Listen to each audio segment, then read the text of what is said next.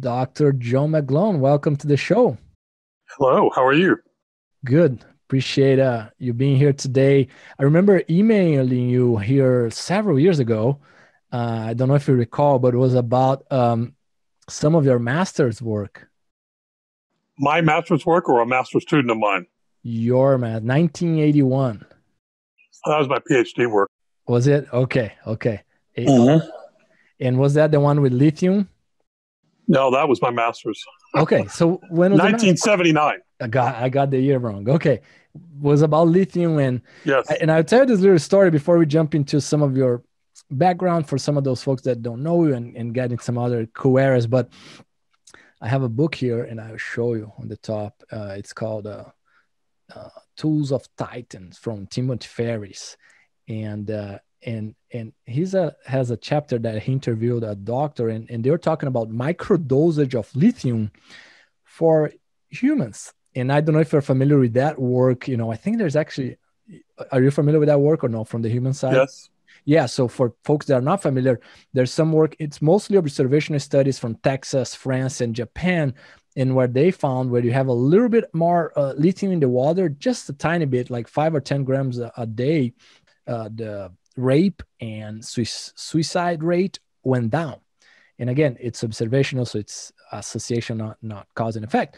But I was reading that, and I was like, holy moly, maybe there's something with tail biting here. And then I go to Google Scholar, tail biting, lithium, and then I found your master, right?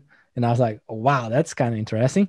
So yeah, maybe if we can start there, and then well, that is pretty close to the beginning, so yeah, we can start there. Cool, let's do that. Okay, here's the story. I'm an undergraduate at Washington State University, and I'm working for a faculty member whose name is Keith Kelly. Keith is known as an immunologist. He's retired now, but he was my master's advisor, and he said, pig fighting is a big problem with pigs. And he saw this article where people that were taking lithium were less aggressive than people that were not taking lithium. So he said, maybe you could figure out if you can use lithium in pigs and it'll reduce fighting. So yeah, I can find that out. So I did a whole series of studies with sows and growing pigs. And basically, the bottom line is that in rats, if you give them lithium, they fight less also. But what we knew is that lithium was very commonly used as a tool to induce taste aversion.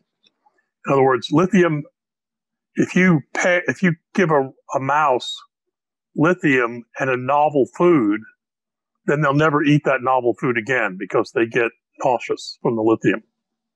Interesting. So lithium, in a dose-response way, at very low doses, it changes the neurochemistry of the brain. At higher levels, it makes the animal nauseous.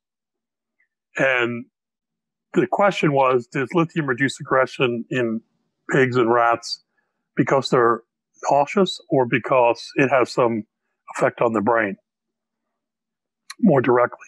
And so we tried to lesion the area posterior. Did you have neuroanatomy in school? If I did, it's been 10 years. It's been 10 years. 10. Hey, guess what? It's been longer for me. Yeah, I know, right? Anyway, there's a part of the brain called the area postrema that sits on the back of the brain in the medulla, and it senses toxins in the blood. And if it senses a toxin, it sends a neuron to the vomiting center, and the animal vomits. And so pigs are good vomiters. They will throw up easily. Put them in a truck. The road movement will cause them to vomit. Feed them anything that might make them nauseous, they'll throw up. Rats don't throw up. So rats and mice don't throw up.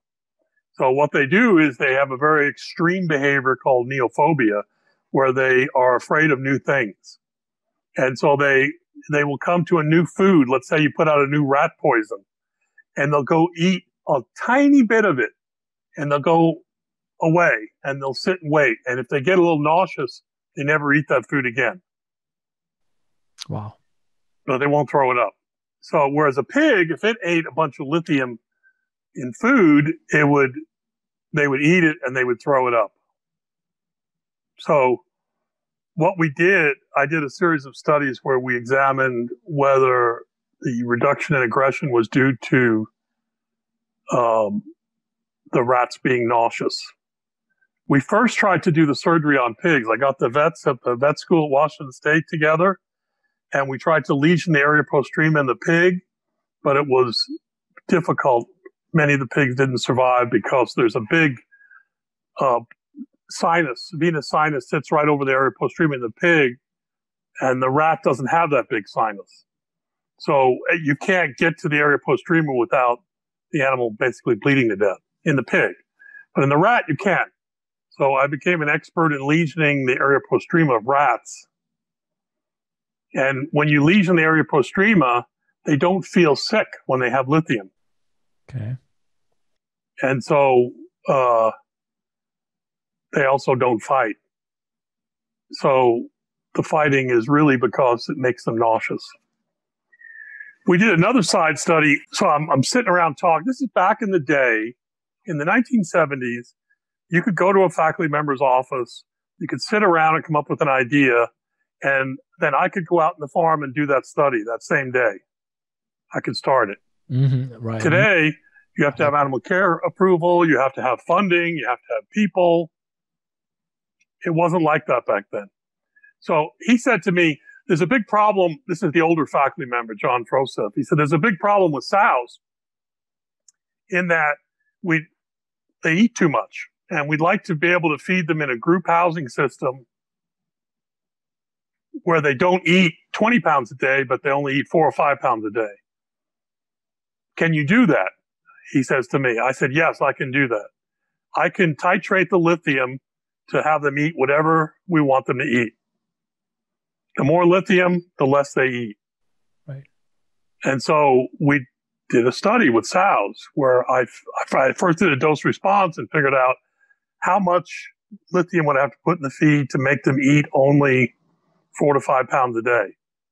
So these sows were on ad libitum feed and eating 4 to 5 pounds a day, but they were eating a high lithium diet. Right. And when they eat a high lithium diet like that, they drink a huge amount of water.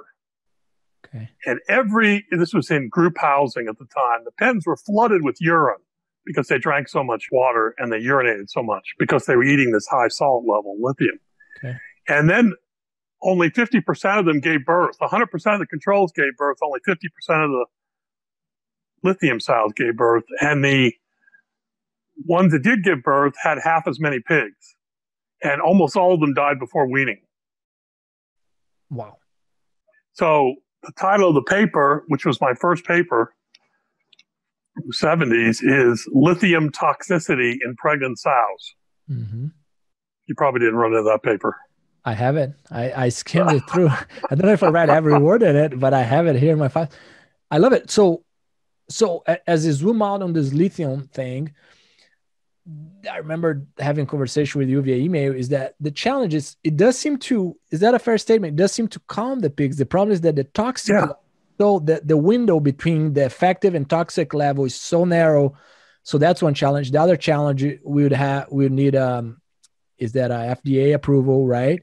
Yeah. So at the end, after my master's was submitted and the papers were published, my advisor got a letter from the FDA. And it said, you just need to know that you're not allowed to feed lithium to animals. It's not an approved drug for use in food animals. And so if you ever feed lithium to pigs, you can't market the pigs.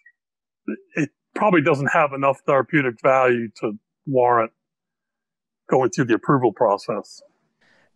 Would you, okay, so tail biting today is a common problem. Would you completely throw that lithium idea out of the window? Yeah. Yes, I would. Okay. Why is that? Well, for one thing, if the pork shows up at the slaughter plant with lithium in it, at a detectable level, the farm will be in big trouble. Right. No. Let me step back. I'm saying if we find the optimal dosage, but also got FDA approval. That's what I mean. After FDA approval, would you? And of course, maybe a major company can kind of chase it. The whole thing around it. But right, if we had FDA approval, would you still like play a little bit with the dosage or anything like that, or no? You were like, nah, tough one. No, because the way it changes behavior the most is by making the animals a little bit nauseous. So if you get the animal a little bit nauseous, then they're going to also eat less food and they're going to grow slower. Performance, right? So people are not going to want to do that, even if you could solve the regulatory problem. Right. And are you, and again, as being this curious guy that I am, I'm thinking, are we confident that there is no, like, I don't recall the ppms that you used, 200, 400, I don't recall that. Yeah, they were very low. Well, we used all kinds of range, many levels. Many levels. Because I just wonder, can we zoom into that ppm and say, what, yeah, maybe 10? We did that. Okay. We did look at that. No luck. No. Yeah. That's a bummer because, boy, that's so it goes like this. Very low levels, no effect on aggressive behavior. Intermediate levels, yes, they fight less and they eat less. And higher levels, they fight less and they throw up. Mm-hmm. So you're right at that toxic level for it to be effective. Right. And you did some intraperitoneal injections, and that's really where they throw up too, right? Yep. See, we wanted to see what's their stomach. Yeah, you did read it. That's good. I see. It was not only the title. Awesome. As we talk about tail biting still and coming out of lithium now, you've done a lot of research with it, right? What's been your findings? Is there any recommendations today for producers on this arena of minimizing aggressive behaviors? First of all, aggressive behavior is a function of the production system. Okay, so I think that people that have studied aggressive behavior in pigs are not approaching the problem correctly. The problem is that the production system that we designed without respect to animal behavior causes aggressive behavior in pigs. Now, let me tell you about some studies that we've done with outdoor pigs. You're familiar with outdoor pigs? I've been on outdoor farms in Brazil, by the way, also. There's some nice ones there in Santa Catarina. That's anyway, right. So if you take outdoor pigs from different sows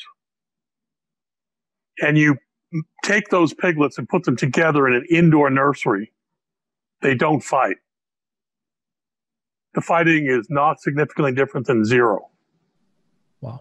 If you take pigs from indoor litters and you put them together, they fight a lot.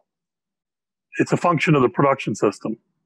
Let me ask you a question here. Let's stop there. Is it more related because outdoors they are more used to social interactions, or no? Yes. It's something else. Okay. No. That's the primary reason. They learn social skills outdoors. Okay. The reason I ask you is because there's a production system in the Midwest right now playing with the idea very successfully of opening up the how can I explain this? Opening up the crates so the pigs can have this common, right? Common, they can suck, they can drink milk in any of the sows. Yeah. So that seemed to help a little bit on the social. A little bit. Do you think that could help maybe a little bit on tail biting? A little bit, but okay. It won't help with tail biting, no. Okay. It won't. We have done those studies too, and that's only part of it. Part of it is the fact that piglets visit other litters and they learn how to socialize. That's part of it.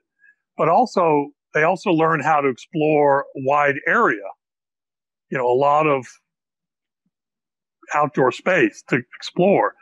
And when you put them in, throughout that process, they develop social skills because, it's not normal for pigs to fight. it's normal for pigs to play when they're young. It's normal for adult males to fight, but the rest of them, they don't fight that much. I mean, you look at feral pigs. We've studied feral pigs. We've never seen aggressive behavior in feral pigs. It doesn't happen. And it doesn't happen in an outdoor unit either. And it doesn't happen with outdoor pigs when they are put indoors. It's totally a function of the indoor environment that we've created without paying attention to the behavioral needs of the animals. Right. Is there, and of course, right, our business, being a commodity, the margins are so thin. So Yes. it would be good to get into like some practical aspect. But also, do you think there's a genetic component, right? And Yes. that's the first question. Of course there is, yes. The heritability of aggressive behavior is about 0.2. So that's low, but not zero. And PIC, for example, took a heritability lower than that in litter size and developed hyper-prolific animals, and so did the French and the Danish people. So you can take a small heritability estimate and you can make a big change. The problem is it's hard to just measure, right? You need cameras, and you need that's kind of the challenge as you need time, yeah. And the other thing is there are correlations with aggressive behavior. So there's a correlation in the straight up literature between aggressive behavior and feed intake. Genetic lines that eat more feed tend to be more aggressive. More aggressive, okay. And sows that are more active tend to have larger litters. So if you begin to select for animals that are calmer without changing anything else, you will get animals that grow slow and have small litters, but they'll be calm. Now you can separate them. So I saw a talk by PIC recently, Craig Lewis gave. Do you know Craig? Yep, know Craig. He was a student of mine. Yeah, that's right. Now I connect the dots. I knew that. That was okay. Yeah. Great guy. So Craig worked on husbandry problems when he was here, but he showed some data showing that PIC selected for litter size and it kept going up, and birth weight went down. So then they began to select for increased litter size while also selecting for increased birth weight, and then they got them both to go up.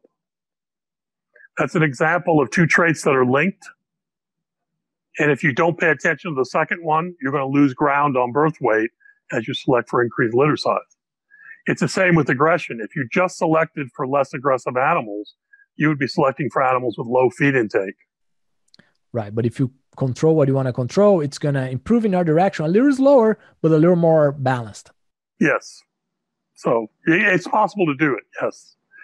The other thing is the industry does not consider aggressive behavior a performance problem. It's a behavioral problem, but when they have pigs that are fighting, there's a temporary reduction in weight gain, but it's not enough to cause a problem. Right. With the exception of some work, I'm sure you're familiar on, if you do that, for folks that like to sort pigs after weaning, or like small, medium, and large by pen, that is one that we've seen, like 1 kilogram difference in the nursery. If you just keep them all not sorted, they perform better, because we've documented, 𝘵𝘵𝘴 has documented, they fight, they take longer to get into feed intake, right? Yes. Yes. Yeah, I published that in the 80s also. I love it. I love it. You've done so much. So as you look back in your career, Dr. McGrath, what do you think from your body of work was the one that you're most proud of, as far as, I like, these key things here so we can share with the audience as well? Well, my training was in neuroscience and behavior in an animal science program. So it's a very unusual sort of background. And when I started, animal welfare was not a thing. mean, I knew about it, but really we were looking to change behavior to improve performance, health, and welfare of the animal, not studying welfare directly. But then when animal welfare came out as an issue and there was funding for it, there was no funding for animal behavior. You try and get a grant funded just to study feeding behavior in pigs, which you know is economically important, then nobody's going to give you money for that. But you talk about somehow improving animal welfare, you can get research money for that. Okay. So the availability of funding changed the emphasis of the scientists away from production and health and into animal welfare, society issue animal welfare, sow housing, transportation, castration, stuff like that, that are really, this is an example of scientists trying to solve problems that the industry created when it developed in the absence of thinking about animal welfare, right? We wouldn't, like sows, look at outdoor sows. Outdoor sows have a lot of room and they're in social groups, and the sows don't fight. But you take weaned sows, put them in breeding crates for 35 days, get them pregnant, and then mix them, and there's going to be a lot of fighting, right? That's a function of the production system. It's not a function, you're sort of not accommodating the biology of the animal. The way the pig works, the biology of the pig, is that there's 3 or 4 sows that travel together with multiple generations of piglets, and they don't fight. And there's somebody in charge, and everything goes okay until somebody shoots one of them, right? And so that's how the biology of the pig operates. It doesn't operate with 5,000 sows in a barn. That's not how, if they were buffalo, it might work, but it doesn't work for pigs. They're too big. So we didn't think about the evolutionary biology of the pig when we designed modern production systems. We thought of, how do you get 1,000 pigs in this space, and what kind of flooring supports manure management the best? Not what kind of flooring supports their feet health the best, but the manure management. What kind of ventilation system keeps the ammonia level below 10 parts per million? Not what kind of air environment does a feral pig or a wild pig live in that accommodates its biology? What is a good trade-off, or where do you see our industry going here in the next several years when it comes to that, the happy medium, right? That sweet spot. Yeah, there is no happy medium, I don't think.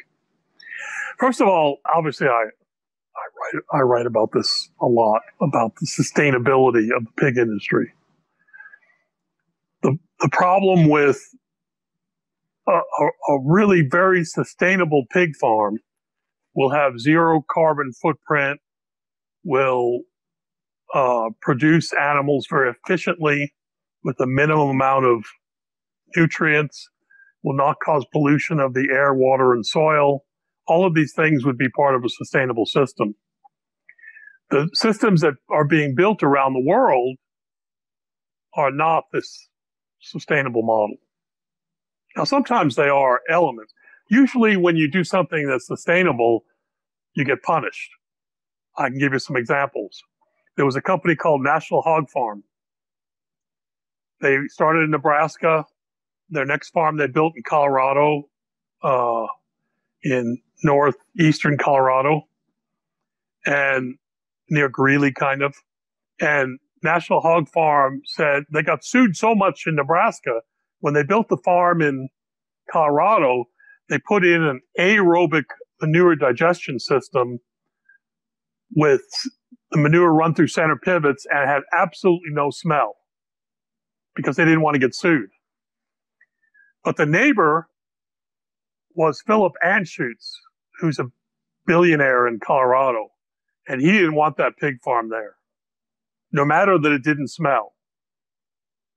And he sued them relentlessly until they closed down.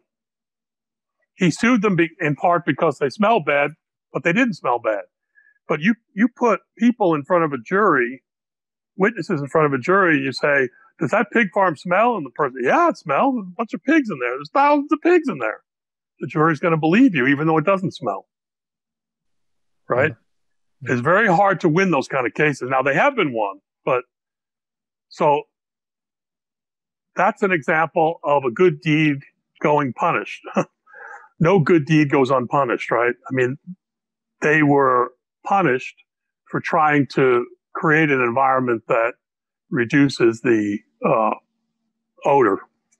The farms in North Carolina, the outdoor farms, when in 99, 2000, when Whole Foods was buying outdoor pigs, and these North Carolina outdoor farms were selling into Whole Foods, and the price dropped really rapidly. You were too young then to know this, but the price dropped and people went broke. It was a horrible time economically. And Whole Foods didn't save those sustainable pig farms. They just let them go out of business. They just bought the cheaper pork.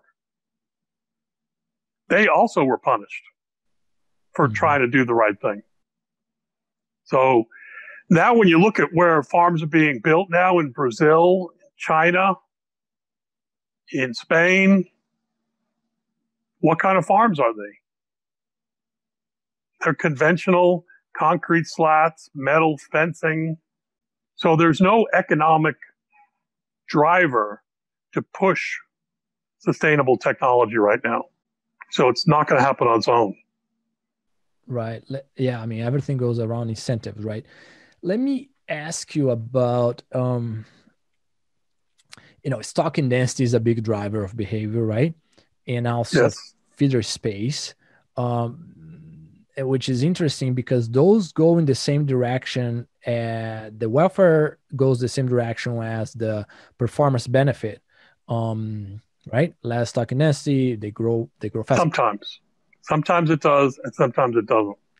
Right. I guess where you're going is like maybe if you increase, there's when you have less pigs per pen, maybe there's a little more wastage. So maybe feed efficiency is not going to get as good. I can see that, right? But just in general, I'm just thinking if there's anything that goes in a general direction as would welfare go, So for example, something I think many people are working right now is have better feeder space per pig, less pigs per hole, So do you think that's somewhat of a, maybe not going to be the silver bullet, but do you think that will help? Well, yes. Let's talk about space, first of all. If you give pigs a whole lot of space, they grow at a certain rate, whatever that rate is, and you make the space smaller and smaller, and you finally get to a point where it's so little space that they begin to eat less and grow slower, okay? For a 270-pound pig, that's around 8 square feet per pig. Between 8 and 9, really, in that. And it depends on the genetic line, it depends on the temperature and a bunch of other stuff. But just generally, as you get to that sweet spot, let's call it, where performance goes down, you then back off of that, and now you have the highest level of weight gain that you can have. And if you add space to that, there's no further increase in weight gain. Right. One good example for folks is, if you give a bedroom worth of space per pig now, and you give the whole football field, I mean, it's not going to change anything. No, it's not. Yeah. Right. So it's inefficient. Obviously, it's inefficient to give space that's not being utilized. So there's an example of less space hurts the producer and the pig, and adequate space is fine, and more space is not beneficial. Now, the question is, where do people, in that sweet spot range, where do people most commonly keep their pigs? Is it at 8.5 square feet per pig? No, more like 7.5 square feet per pig. Because when you make it to where they're just barely crowded, that's the greatest economic return for a finishing barn. Right. If you look at total growth goes a little down, but the total pounds Yes. produced goes up. So it pays to crowd pigs. Right. And almost everybody that has large systems understands this, and they don't want to crowd them. And really, factors beyond their control are what determines the stocking density. If they happen to wean 12.5 pigs instead of 11.5 pigs, they're going to be short on finishing space, right?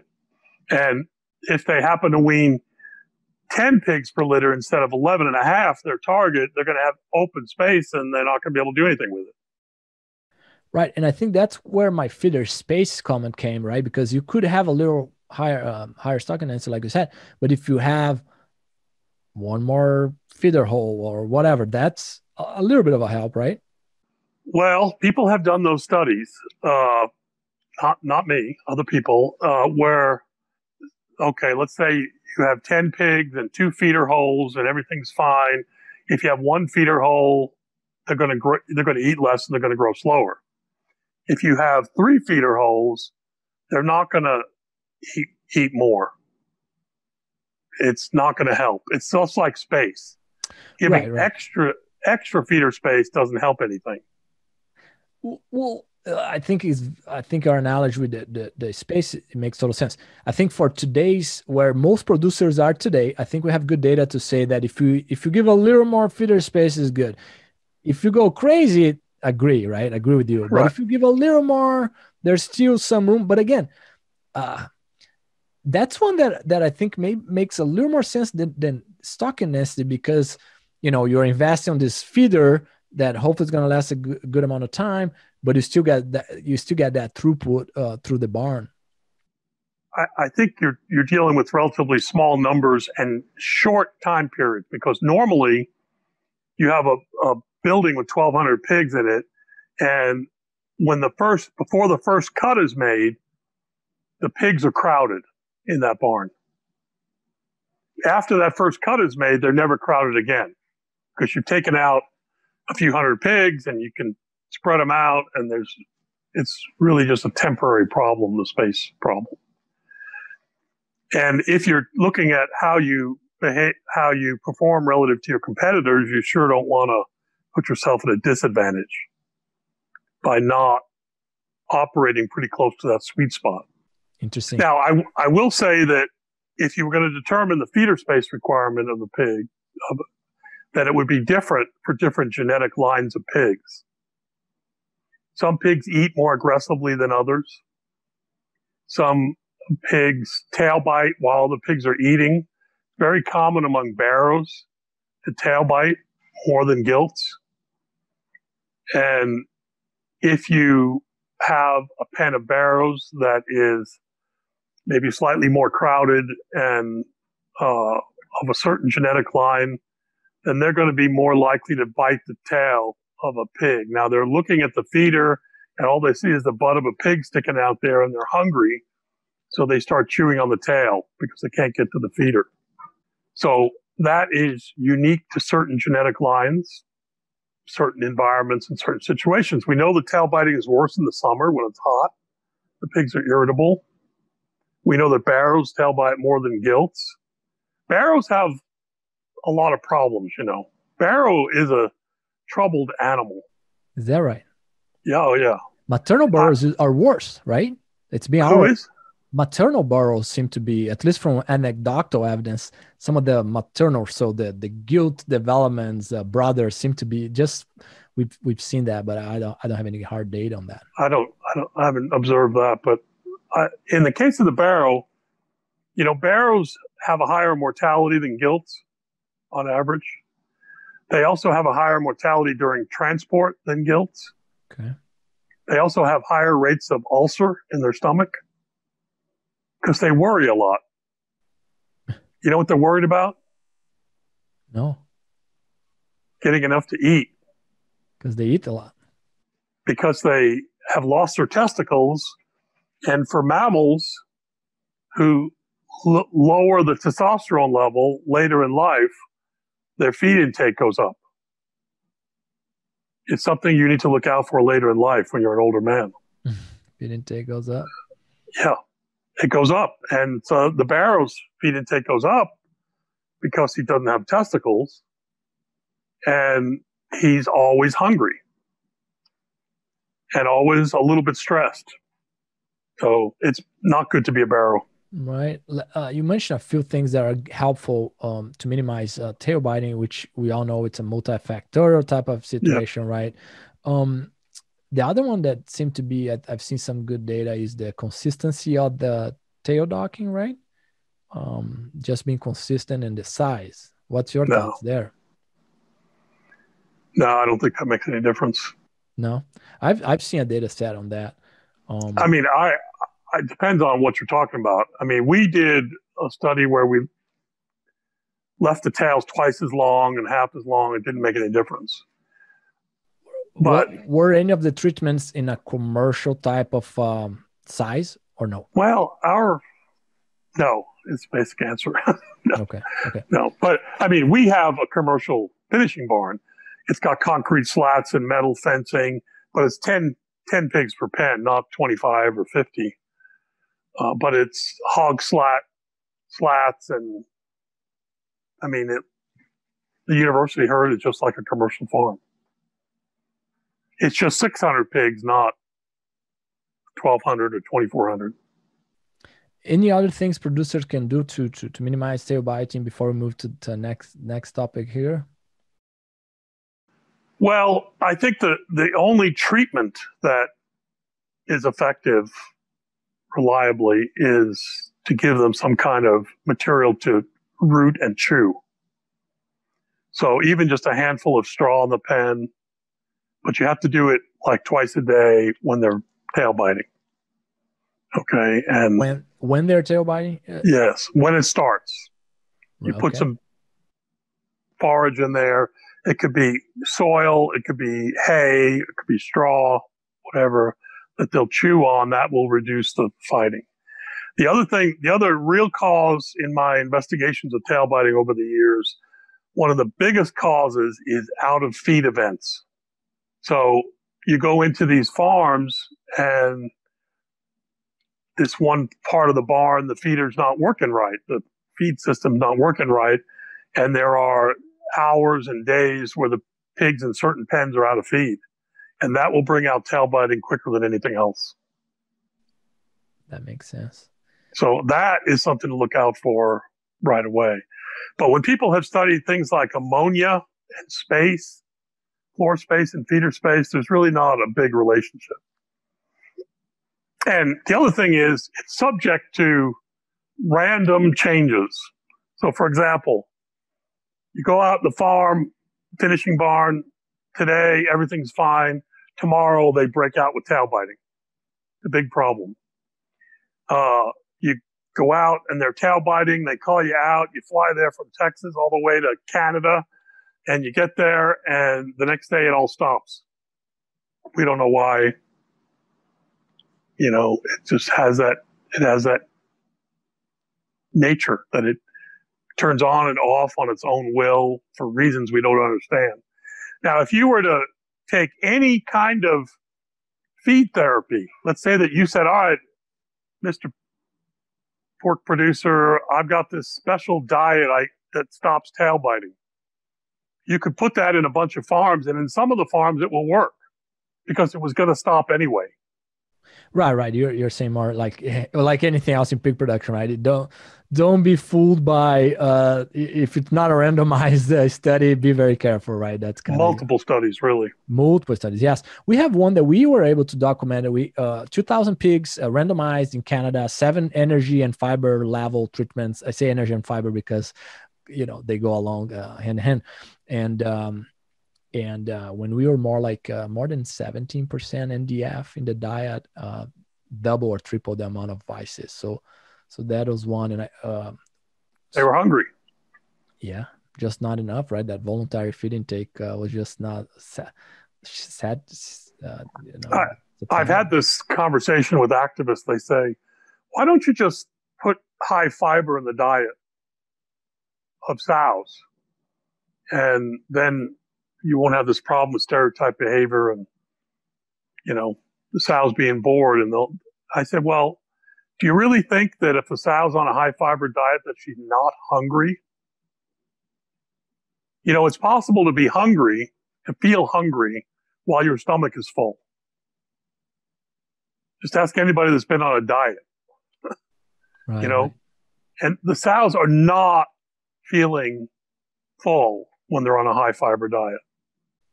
Are you if it was not for the economics, which is a big driver of ingredient cost, would you be a proponent of the fiber? Not necessarily. No. And that's because of what you just said or something else? Well, it's not just what I just said, because there's other problems. For example, when you put all that fiber in one end of the sow, most of it's going to come out the other end. And what are you going to do with all that fiber? Yeah. You're creating an environmental hazard when you do that. And I have said repeatedly, including to my European colleagues, there's no point in solving animal welfare by creating an environmental problem or a food safety problem or a human health and welfare problem or an animal health problem. Yeah, I mean, a good analogy to that, Dr. McGlone, that I like to say is reducing antibiotic. Well, pigs raised without antibiotic, that increases mortality. So that is also paradoxical, just like you said now, this other analogy. Well, I teach swine production here at Texas Tech. This semester, I had 69 senior animal science students. It's one of the largest swine production classes in the country, actually. And as part of this, we did a study. They farrowed a litter, they weaned the litter, they put them in a trial in the nursery. We had no antibiotic and we had Tylenol. And they fed them for 4 weeks. And at the end of 4 weeks, they weighed them and they wrote a report and they said, did the antibiotic work or not? We have a high health herd here. Right. We have no PRRS, no PED. We have no major diseases. Mm-hmm. Our mortality in that nursery study was 0. Mm-hmm. So what do you think happened with the antibiotic in the feed? For nursery, I mean, historically, might improve for nursery not finishing, might improve a few percentage in feed efficiency and growth, but depends on the antibiotic again. Well, it was not different. And the antibiotic treatment actually was lower than the control in terms of weight gain and feed. I mean, they were equal. Right. But luckily for the demonstration, the controls were a little better than the Tylenol. Because if it would have been the other way around, if the Tylenol would have been a little bit better, then everybody would have said, well, if we'd had a bigger sample size or more. But no, there's no reason for antibiotics to work in a high health herd. Right, right. And there's a meta-analysis from Dr. Steve Dritz from 2002. And I mean, 10 years ago, and he documented, that was on his, was more like commercial type settings, but also finishing was clear. No benefit. Nursery, there was these numbers I just said, but like you said, on high health, no need. Yeah. So the other thing that causes tail biting is health problem. One time we did the study on environmental enrichment, and we were PRRS negative in the herd, and one of the other faculty members brought in some pigs that had PRRS that we didn't know. And so PRRS broke out in our finishing barn for the first time in the mid-1990s. And we got PRRS just all of a sudden. And the first thing we noticed was an increase in tail biting. And after we depopulated and got new healthy pigs, there was no tail biting anymore. Any idea why? And also, is there any other evidence in the literature? I haven't looked lately, to be honest.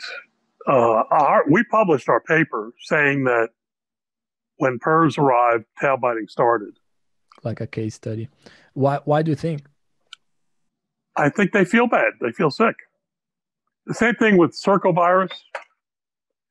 I was investigating a herd that had tail biting problems, and when circovirus was kind of new, and I said, let's check them for circovirus because they don't have PRRS. We'd already checked them. There's something else making these pigs feel bad. no matter what the virus is, sometimes bacteria, if it makes them feel bad, they're going to start tail biting. Interesting.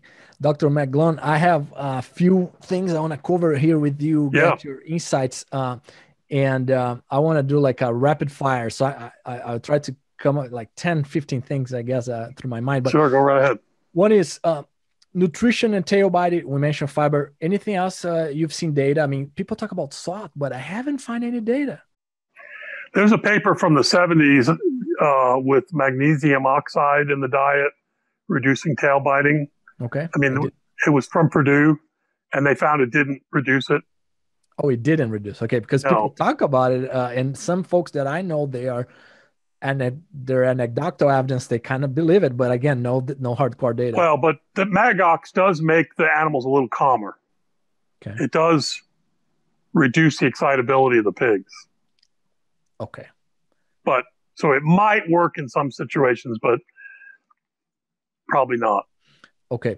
Another one I want to get your insights. I mean, if you're sitting on an airplane with a consumer and they're like, why, a sow that is on a crate versus a pen, what's your take there, right? Because cortisol goes up when they're in a pen. So what's your take there? It only goes up in the pen when they're fighting in the beginning. Then it's not different. Is that right? Yeah, I published some summaries of this. If you look at the cortisol levels, the only environment that has elevated cortisol among sow housing systems is the tether. But take the tether out, crate, pen, it's the same. Okay. So cortisol is not elevated. The only real measurable, observable effect of being in the crate is the stereotype bar biting. Okay. That's it. That's the only, everything else is, and we have studied that extensively, and we had some very controlled studies where we had sows in crates inside a building, in crates on a pasture, in crates in a building with straw, in pasture with no straw, or big, all kinds of things. And what we found is that there's a behavior that I call oral nasal facial behaviors, ONF. Oral nasal facial is anything the sow does with her mouth towards any material, whether it's a fencing material or bedding or food or water or whatever. Okay? The total amount that they spend doing this a day is suppressed in a crate environment. It's not increased.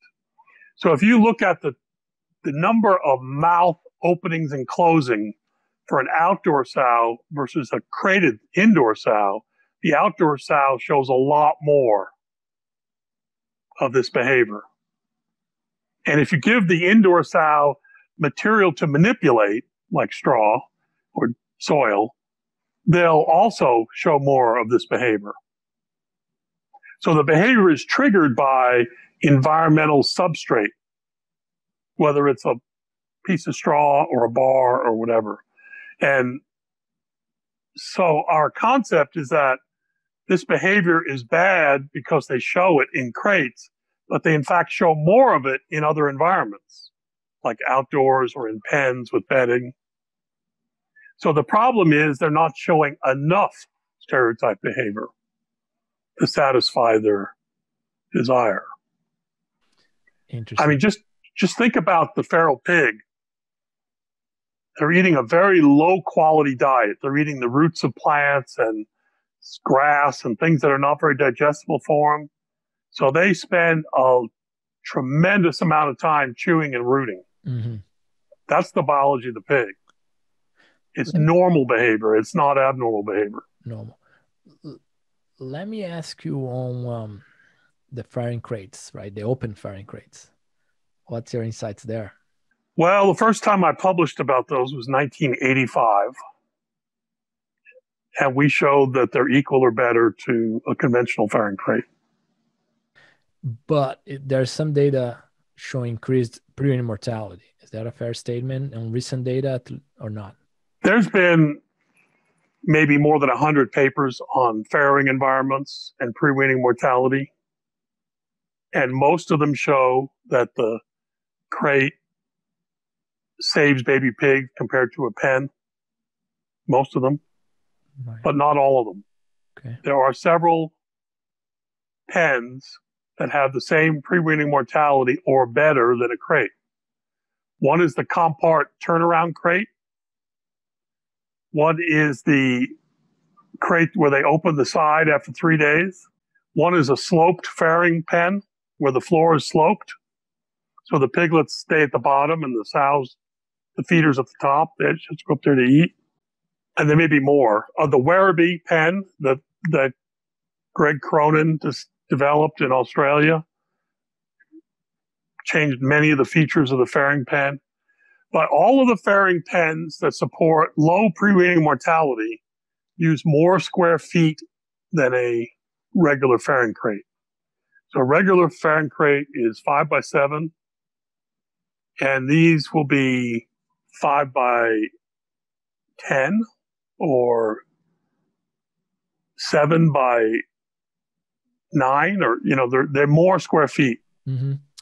Yeah, okay. There's a few recent folks doing a 6 by 8, and I think North Carolina, Mark Nauer documented an improvement in pre-weaning mortality, just a regular crate for the sow, but a little bigger for the pigs, and that was interesting. Now we have more pigs than 10 years ago, 20 years ago, imagine. Yeah, I think that there are solutions to the fairing crate problem.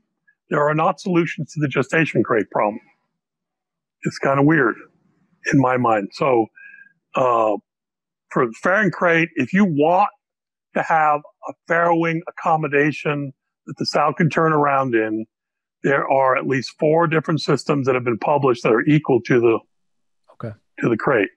And if you look in the old pork industry handbook, PIH, I wrote about it, and the 4 papers and the data that support them are all in that report. And people keep reinventing the same thing. I mean, I saw a paper this year that was the same treatments that we had in 1985, and they found the same effect. The pen was fine. Now, gestation crate, that's more of a problem because the performance is equal for the sow. The only real difference is the behavior, and we don't have the excuse that it saves baby pigs. So for fairing crate, and I've talked to people in leadership in the industry about this, look, you can't keep saying this.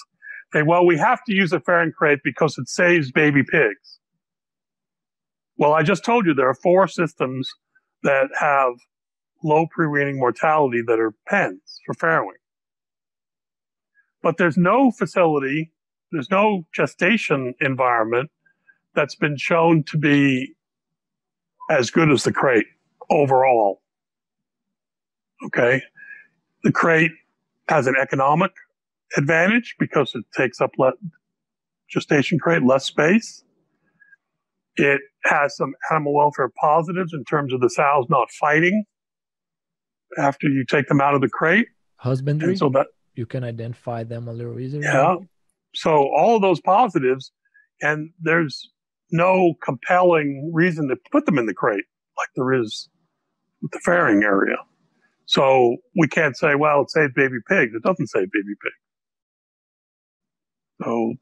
So just so it's clear in my mind here, I know we talked about pros and cons. If you look at gestation, group housing, and individually housed, you are in favor of group housed, or not necessarily. I just want to make that clear in my mind here because I know we talked. No, I don't think it makes any difference.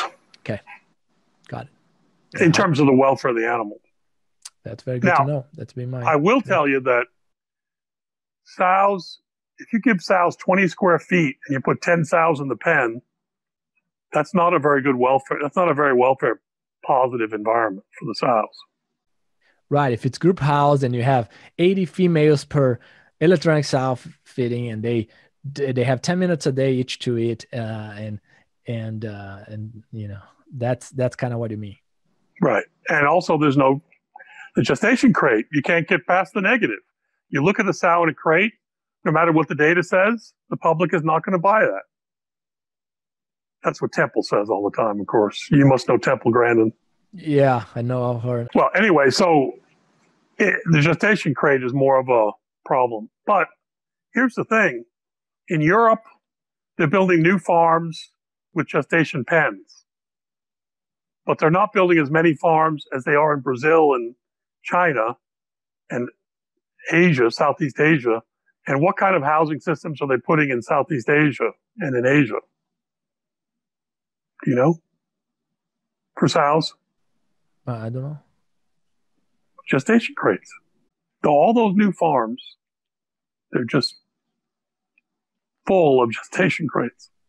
Right. Some of them that I've seen here in the West that would be putting gestation crates, at least they are thinking on a way that could be easily retrofitted later. Yes. Well, you know, it depends on where you live. If you live in California, you can't put in a gestation crate. Right. Yeah. So what are you going to do about building a pig farm in California? You're not going to do it. You're going to put it somewhere else. Right, right. That tells you something about the sustainability of the industry, doesn't it? If you're going to build a pig farm and not put it where the people are, there has to be a pretty good reason to put it in Iowa. Well, the grains, right? Yeah, but it's not just that. I mean, when Farmer John was built in LA, there were pig farms all around there. But then real estate became more expensive and pigs came from Arizona and then they came from Utah and, you know, further and further away. I think the economic and society pressures on the producer are completely different in Iowa than they are in California. Right. And they're completely different in Germany than they are in Italy. Because in Italy, animal welfare doesn't come up very much, but it comes up in Germany. If you could have something written in a billboard around the globe that everyone could read it, but also maybe since we're on this topic that all pig producers could read it, what would you say? Probably not enough space. A billboard. I want to know, short and sweet. What would you say? I'm not really sure. I might have more than one thing that I might say. Like, the first criteria for a sustainable production system is farm economics. That might be one thing. Okay. I mean, you can have good intentions and you have local forces that change your decisions. Like, if you're in Ohio, you wouldn't put in a gestation crate now because it's not legal. So in Ohio, you're looking for alternatives to the gestation crate that's economical for you. But if you're in Iowa where there's no legislated requirement, the gestation crate's in the mix. And you're going to do what works for you in Iowa. Right. Now, I think the other thing is one of the problems with the world that we have always had and continue to have, and that's that people want to tell other people what to do. Right. Like people. And this is quite annoying. So people want to tell you to eat a veggie burger. They want to tell you to do that. And you say, I'm offended by that. Don't tell me what to do. Right? But they have. In Arizona, of all places, used to be a conservative place. They outlawed gestation crates. So they're telling their farmers how to raise their animals in a way that is counter to the farm economics. Right. And people that have never been to a farm and they've watched a YouTube video and they think that the 0.01% of situations is the 100% of the situations. And so if everybody would just mind their own business, it would be a lot better world, of course. It would. I think the other thing that is really important for the pig producer is that pig production is a local enterprise. You like to say that, I don't know about you, but people like to say we're an international market. Yeah, we are, sure. But how you raise pigs in Iowa versus South Dakota depends on the local conditions. Right. It depends. How you raise pigs in Alberta is quite different than how you raise pigs in North Carolina. What you feed them is different. the constraints on the production system are different, but they're local constraints. They're not constraints related to the laws of physics, not the laws of the state of North Carolina.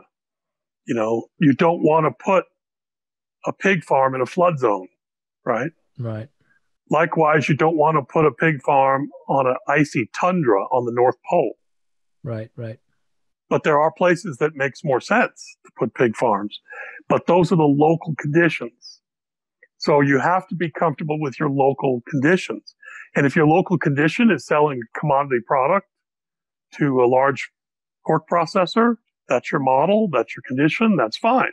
If your local product is a niche product that goes into outdoor pigs, whatever, uncured bacon, whatever all the things are, that's a local decision. And the local requirements are the main ones that have to be met. Dr. McGlone, I really enjoyed our conversation. There are three questions that I ask every guest, and I wanted to ask you. The first one is your favorite pig-related book. First of all, your favorite book should be my book on pig production. Have you read that? I have not. You should look it up. I'll take a look. Is that the This is, I think it's backwards, isn't it? No, I can read it. Yeah, Harris on the It's Pig. called Harris on the Pig. This is 1883. A guy named Harris, Joseph Harris, who was the U.S.'s leading pig expert in 1883. Wow. And he wrote a book on how to care for the pigs, how to breed them, how to build fencing, something about social facilitation in the pig. You know what this is? This is a little pig and a big pig. Uh-huh. And the question is how to get the big pig to eat more. Uh-huh. And so here's the trough and the farmer puts food out in the trough and this big pig eats until he can't eat anymore. Then he goes and lays down. And he's got this guy in the other pen. Mm-hmm. He's called the hungry pig. And he lets the hungry pig loose in the pen. And the hungry pig goes over and starts eating. And that makes the big fat pig get up and eat some more. Wow. It's a way to make a show pig bigger and fatter. And it adds about 10% to the feed intake of the pig. I never heard about that. That's incredible. Yeah. So you should. This is good reading material. Harris on the Pig, and it's been reprinted, and you can get it from Amazon now. I love it. How about a book not related to livestock? Anything that comes to mind outside of agriculture? Okay, this is a book that everybody should be listening to or reading. It's called The Great Influenza. Okay. The Great Influenza. It's about the influenza outbreak of 1918. Yeah, Spain, right? No, started in Kansas. It did it? It started near Manhattan, Kansas. I've lived in Manhattan, yeah. Really? Yeah. But did it happen in Spain? Am I getting this right? No, that was a propaganda program by the U.S. military to shift the blame away from the U.S. to soldiers in the war. Interesting. Yeah. The Great Influenza. It's a wonderful book about the science of vaccine development and isolation of organisms and all that kind of stuff. Right. I love it. We need to check it out. And then the final one is, what do you think sets apart successful swine professionals from those that are not? I think it's two things. One is how hard they work, and two is how smart they work. A lot of people on commercial farms work very hard. A lot of other people on commercial farms don't work very hard. So I used to go to this farm once a month as a consultant, and they paid me, and I said, why do you keep paying me to come back here? They said, because whenever you come back here, the productivity goes up. I said, well, what do you want me to do? They said, we don't care what you do, just show up. Because people work there's a tale that is like, you get this bottle of water and you put on every sow every day a little bit of water on their head, and you're going to see performance is going to improve. Right? And it does. Yes, yeah. You just look at it. And it does. Yeah. And so I spent a lot of time going around to these different units, finding people asleep in the office. Man, that's tough. Yeah. And so, if they worked harder, they would have had better productivity, but they weren't working hard. So, I mean, it's really about working hard and working smart. I'm very worried about the younger generation, starting with you, because the world is changing so much. And I don't think, how many people work in the pig industry today in the U.S., do you think? Yeah, it might be like 1 million people, let's say. Let's just make up a number, 1 million people, not counting the slaughter plants. We need to find a way to raise the same number of pigs with just 100,000 people. More automation. Yeah, we need to find it because people don't want to work in this job.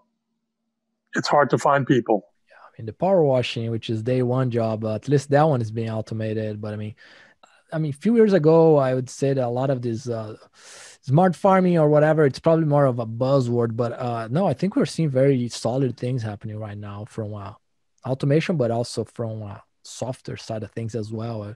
I mean, the whole biosecurity compliance, a lot of things, cool things coming on the software side of things. Yeah, I do think that the technology will catch up to the pig industry and make it better for the animals. I think a machine can do a much better job checking on the welfare of animals than a person. Now, people vary. Like, you might be better at it than I am. That's the problem. The machine are all the same. Right. Dr. McGlone, it's been a joy. Thanks so much for all your insights here today. Good luck to you. Imagine if, with a few key concepts, you could have the potential to create a massive positive impact by bringing from hundreds of thousands to millions of dollars for swine producers.